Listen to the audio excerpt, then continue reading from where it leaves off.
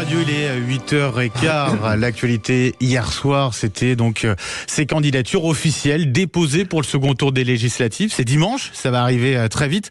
220, autour de 220 désistements, vous nous le disiez tout à l'heure, Françoise Degois, vous êtes avec nous pour faire barrage au RN. Et ce revirement du côté de Marine Le Pen qui dit le RN serait capable d'accepter de prendre Matignon, d'arriver au gouvernement, même s'ils n'ont pas la majorité absolue. Ce seuil, il y a 270 députés annoncés, c'est 289 pour la majorité absolue. Éric Revel, vous avez entendu l'édito politique tout à l'heure de Françoise Degois. C'est un revirement important, ce qu'a dit Marine Le Pen à ce niveau-là hier. Oui, c'est un revirement. Alors après, c'est quand même une prise de risque de folie, je trouve, parce que bon, admettons que le RN, à mon avis, il en aura moins, mais 260, 250 députés. Si vous n'avez pas de majorité absolue, c'est-à-dire que vous êtes dans le cas de figure où vous avez une majorité relative, vous êtes renversable par une motion de censure ou par qui vous voulez, quand vous voulez. Donc c'est assez surprenant. Maintenant, je pense que les leaders du RN ont compris qu'ils n'auraient pas la majorité absolue. Mais évidemment, ils vont pas décourager leurs électeurs. Si vous dites aux électeurs, de toute façon, on n'aura pas la majorité absolue. Bon, voilà, je pense qu'il y a une stratégie politique, mais qui va mener à un blocage, à mon sens, politique total. Alors, Françoise en parle souvent, ce qu'a annoncé Gabriel Attal, qu'on appelle une coalition plurielle. J'ai envie de vous dire, on nous a déjà fait le coup de la gauche plurielle, vous voyez, il y a quelques années. Bon, moi je pense que tout ça est ingouvernable et que le grand fautif c'est Macron et que cette crise politique peut devenir une crise de régime. Moi je suis d'accord honnêtement avec Éric totalement sur le caractère inextricable. La coalition, ok, parlons-en de cette coalition. Imaginez que la coalition, tous ceux qui en parlent pour le moment, à commencer par Gabriel Attal, c'est en gros une coalition sur nous. C'est-à-dire, imaginez que la gauche, qui devrait avoir entre 180 et 200 sièges, serait donc une sorte de supplétif qui partirait dans une coalition avec une majorité laminée. Et ça, en gros, on refait en marche de 2017. C'est évidemment pas raisonnable. Donc, moi, je veux bien qu'on parle de coalition, mais une coalition, ça se fait forcément sur les idées du groupe le plus important. Si celui qui a le plus gagné de députés ne veut pas gouverner, vous comprenez ce que je veux dire? Il y a un moment donné, ça ne peut pas être je te tiens, tu me tiens par la barbichette. Pour le moment, c'est ça. Pour le moment, c'est ça. Mais la réalité, c'est qu'on va voir le précipiter. Sur Marine Le Pen, moi, je sais pas si c'est stratégique ou pas pour pas décourager. La réalité, quand même, c'est que cette semaine, le RN est quand même un peu perdu la main. Vraiment, je pense à relativiser, parce qu'on parle quand même d'un nombre de députés historiques à l'Assemblée pour le RN. Non, mais c'est pas ça ce que je dis. Bien sûr que je ne remets pas en cause la percée du RN, mais je pense en tout cas, dans cette campagne, on sent bien qu'ils ne sont plus moteurs dans cette campagne. Et c'est un vrai sujet d'ailleurs. Hein. C'est un vrai sujet parce qu'on sent bien que Jordan Bardella, par exemple, ne veut pas débattre. On va revenir sur cette question du débat dans un instant, mais d'abord, Éric Revel, vous vouliez réagir. Oui, parce que si vous voulez, il y a quand même un double écueil, me semble-t-il. Attention, c'est que si le RN, et ce qui est le cas pour le premier tour, arrive en tête du deuxième tour en termes de pourcentage de voix, si le RN, et ce serait la surprise du chef, n'est pas le premier groupe à l'Assemblée nationale, alors pardonnez-moi, mais si vous additionnez les électeurs du RN plus ceux de Ciotti, ça fait quand même pas loin de 11 millions d'électeurs. Ces électeurs-là, 12 auront l'impression de s'être fait complètement voler. Et je vais vous dire, le retour de bâton, je vous l'annonce, si c'est ce cas de figure-là avec une coalition de gauche élargie, alors je peux vous dire qu'en 2027, la colère va être encore plus forte. Donc attention, Macron est un joueur de poker qui est à genoux et qui n'a plus de cartes dans les mains, mais attention au retour de bâton. Imaginez que le groupe de gauche soit le premier groupe à l'Assemblée nationale. Imaginez, avec les désistements, les tripatouillages, les débauchages, mais les électeurs du RN auront l'impression de s'être fait spolier. Et ça, je veux dire, c'est pas bon pour la démocratie. On arrive. Parce que c'est vrai qu'on a l'impression qu'on additionne un petit peu des électeurs. Non, soyez sympa. Moi, je veux répondre à ça d'abord parce que non, mais Éric, il faut quand même être raisonnable. La menace, pendant 15 jours, on a eu droit à la menace de l'extrême gauche qui n'accepterait pas le résultat. Maintenant, dans l'entre-deux tours, on aurait la menace des électeurs de l'extrême droite qui n'accepteraient pas le résultat. Les gens sont quand même matures. Moi, j'ai toujours dit qu'il n'y avait aucun risque de guerre civile et que Macron, là où je vous rejoins, est totalement pervers dans sa façon de faire la politique, de brandir des mots comme ça pour essayer de sa majorité. D'ailleurs, de sauver sa majo. Vous remarquerez d'ailleurs qu'il n'utilise plus ces mots. De toute façon, j'ai renoncé depuis longtemps à lire le Macron parce que c'est amphigorique et illisible. Mais quand même, moi j'entends les histoires de retour de bâton, j'entends tout ça. Dans une élection, il y a toujours des gens qui sont gros gens comme par devant. Il faut quand même arrêter d'avoir un discours qui ferait croire que l'ensemble de ce pays est d'extrême droite et flippe sur l'immigration et la sécurité. Ça n'est pas le cas. Quel que soit l'excellent résultat du Rassemblement national, il ne pèse que 30% du corps électoral. Françoise Degois, Éric Revel, vous restez avec nous parce que j'aimerais vous poser la question aussi sur les consignes de vote, parce qu'on a l'impression qu'on additionne un petit peu les électeurs avec cette alliance de fait, camp présidentiel et puis à gauche. C'est parfois difficile à suivre. Est-ce que les Français vont tout simplement suivre les consignes de vote?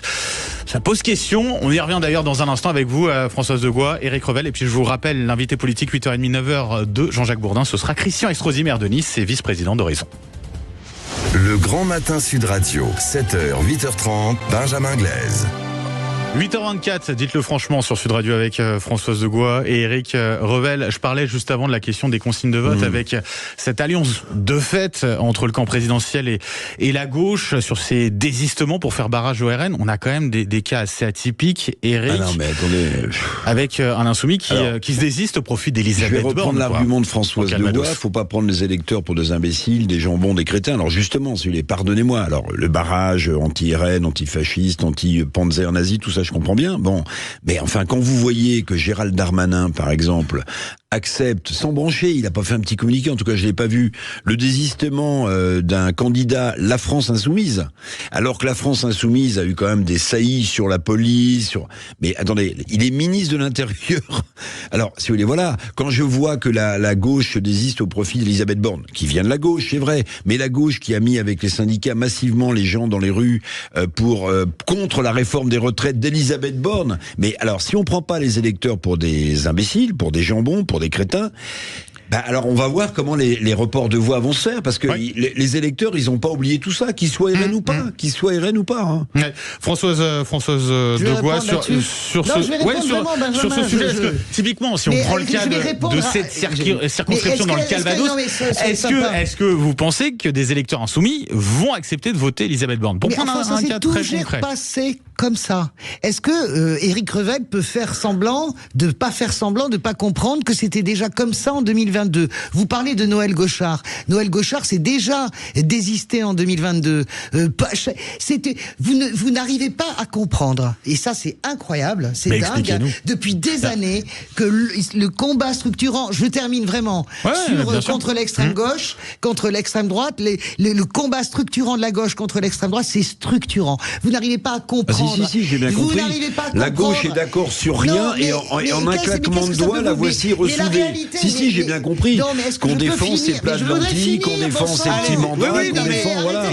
Mais c'est ça le débat. C'est ça le débat aussi. C'est insupportable. Il réagissait à ce que vous disiez à l'instant. Vous êtes encore une fois dans cette espèce de parisianisme qui ne capte rien au pays réel. Si vous pensez vraiment que ça va gêner des insoumis de voter pour Gérald Darmanin, ça ne les a pas gênés des insoumis à 75% qui avaient voté pour Jean-Luc Mélenchon à la présidentielle de barrer Marine Le Pen à la présidentielle. Vous n'arrivez pas à comprendre ça. Mais on est sur un cas particulier. Non, j'ai une autre idée de la politique. J'ai une autre idée de la politique, effectivement. Je pensais que c'était des convictions, la politique, pas des plats de lentilles. Il y a une conviction supérieure qui est que entre tous les dangers, entre Darmanin et Marine Le Pen, la gauche, elle choisira toujours le moins pire. C'est comme ça. C'est comme ça depuis 2002. Vous vous souvenez pas dans quel état tous les gens de gauche étaient parce qu'il fallait aller voter Chirac, parce que Chirac, dans la légende maintenant urbaine, c'est un type extraordinaire. Je vous rappelle qu'en 2002, Jacques Chirac, les gens lui crachaient dessus, le traitaient de super menteur. On a compris tout à fait, on comprend votre propos. Éric Revel, pour conclure rapidement sur ce sujet, j'aimerais qu'on parle aussi des polémiques sur les candidats RN, certains nombres en tout cas. Oui, vous voulez qu'on parle des polémiques sur les candidats RN? Allons-y. Alors, quelques exemples. Voilà, on a une candidate qui a été condamnée pour avoir pris en otage une secrétaire de mairie, c'est des cas très concret, hein. C'est vraiment ça, une candidate qui avait une photo d'elle avec une casquette nazie, qui a été obligée de se retirer. On a un certain nombre qui tiennent des propos complotistes. On a des candidates aussi, des candidats fantômes, tout simplement, qui sont jamais présentés devant les électeurs. Sous curatelle aussi. Et sous curatelle, effectivement. Eric, par rapport à cela, oui. Tout ça est évidemment scandaleux. Alors ça pourrait prêter à rire si c'était pas aussi grave. Mais pardonnez-moi, deux choses. Il faudrait regarder dans le détail aussi, puisqu'il faut respecter un certain équilibre, le profil de certains candidats LFI, pardonnez-moi, encore une fois, j'exonère pas ces dérapages, je dis, qui feraient rire si c'était pas si grave du côté du RN. Mais vous savez, attention aussi, attention, ce qui donne du carburant au vote RN, notamment dans les provinces, dans les régions, dans les territoires, c'est le mépris.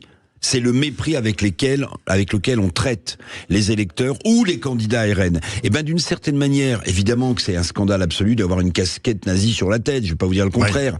Mais attention à ne pas renvoyer ces gens à force de mépris à ce qu'ils sont ou à ce qu'ils ne sont pas. Et puis la dissolution a tellement été rapide que j'imagine que du côté de la droite nationale ou de l'extrême droite comme ailleurs, on n'a pas eu le temps de choisir les bons candidats. Juste un mot là-dessus, François, parce qu'on a une gagnante aussi pour le jeu. Juste on l'oublie pas. Pour répondre à Eric, moi j'ai cette idée, mais qui en fait est contre-intuitive. En réalité, ça fait des dégâts considérables, et c'est pour ça d'ailleurs qu'ils retirent très vite les candidats.